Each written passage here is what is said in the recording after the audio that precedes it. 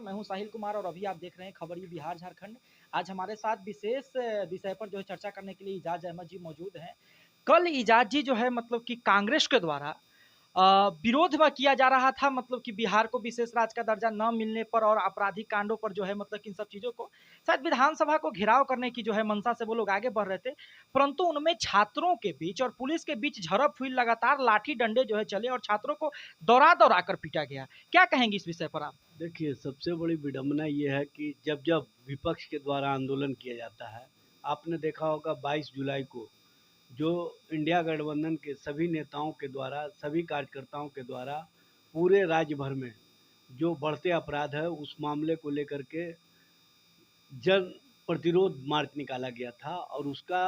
आपने देखा होगा डाक बंगला चौराहा पर पुलिस ने किस तरह से रोकने का काम किया, किस तरह से पुलिसिया जुल्म देखने को मिला। ये स्पष्ट रूप से दिखता है कि इनकी पुलिस का ज़ोर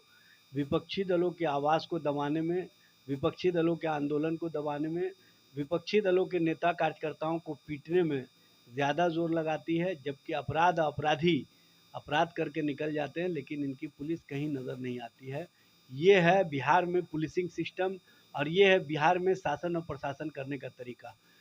जिस तरह से विपक्षी दलों की आवाज़ को दबाने का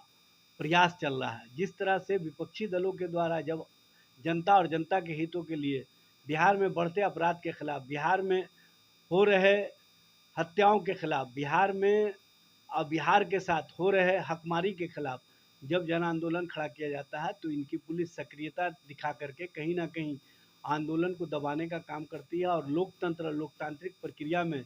जो सबसे बड़ा विपक्षी दलों को हथियार है, वो जनता और जनता के सवालों को लेकर के सड़कों पर उतरना, आंदोलन खड़ा करना और जनता की आवाज़ बन करके सरकार को जगाना। लेकिन सरकार जो चिर निद्रा में सोई हुई है, वो जागना नहीं चाहती है और कहीं न कहीं अपराधियों के इशारे पर या अपराध को मजबूती प्रदान करने के दृष्टिगत इस तरह की कार्रवाई की जाती है, जिससे कि सत्ता पक्ष को फ़ायदा हो और विपक्षी दलों के आंदोलन को दबाया जा सके। विपक्ष कह रहा है कि लोगों के अंदर जो है मतलब कि जो विरोधकारी हैं वो लोग जो है अशांति फैलाने का प्रयास कर रहे थे, इस वजह से जो है पुलिस जो है उनके साथ ही इस प्रस्ताव को दबाने का काम। देखिए, विपक्षी दल कभी भी अशांति नहीं पैदा करता है। विपक्षी दल लोगों के बीच जा कर के ये बताने का काम करता है कि सरकार किस तरह से काम कर रही है, सरकार का किस तरह से इकबाल समाप्त हो गया, सरकार किस तरह से अपराध के सामने नतमस्तक हो चुकी है और उस संबंध में सरकार के स्तर से जब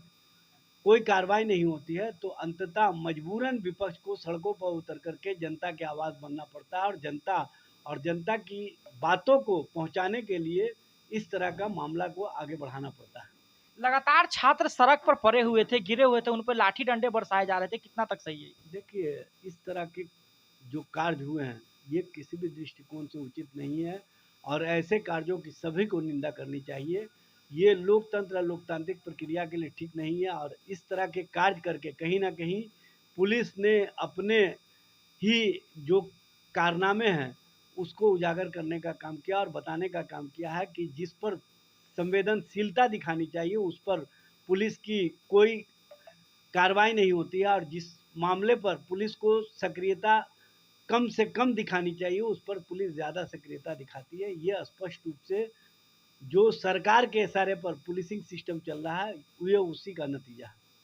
देखिए, इस समय हमारे साथ जो है इजाज़ अहमद जी मौजूद थे और उन्होंने बताया कि सरकार का जो है इकबाल ख़त्म हो चुका है, माननीय मुख्यमंत्री जी का इकबाल ख़त्म हो चुका है। उसके बाद उन्होंने बताया कि जो छात्रों पे लाठी डंडे बरसाए गए हैं, वो कहीं न कहीं से निंदनीय हैं। आपको बता दें कि बीते दिन जो है आंदोलन के दौरान जो है मतलब कि पुलिस और छात्रों के बीच जो है झड़प हो गया, उसमें कई जो है बड़े नेता भी मौजूद थे, वो जो है लगातार सड़कों पे पड़े रहे और लाठी डंडे जो है चलते रहे। उनका एसडीपीओ का कहना था कि अशांति फैलाने का प्रयास किया गया, इसलिए जो है हमने लाठी डंडे बरसाने का प्रयास किया। हालाँकि क्या है सच, क्या है हकीकत, इस बात का जो है पर्दाफाश जल्दी होगा। धन्यवाद। अभी आप देख रहे थे बिहार झरकंड।